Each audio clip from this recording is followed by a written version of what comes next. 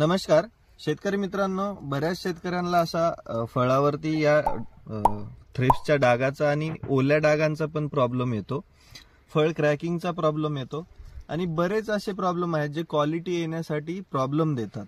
तर तुम्ही शेती करताना, पेरू शेतीच नाही कोणतीही फळबाग शेती करत असताना तुम्ही एक गोष्ट लक्षात घ्या, झाडाचं पण माणसासारखंच आहे. माणसाला एखादं विटॅमिन कमी पडलं तर माणसाला त्याची डिफिशियन्सी आल्यानंतर त्याचा एक वेगळा आजार जडतो. तसंच या झाडाचं पण आहे. याला मायक्रोन्यूट्रनची कमतरता झाली, तुमच्या फवारणीतून त्याला व्यवस्थित औषधं नाही गेली की त्याच्यामधून रोग येणारच आहे. त्याच्यामुळे शेती करत असताना हे जे झाड आहे आपलं लेकरू आहे असं सांभाळा.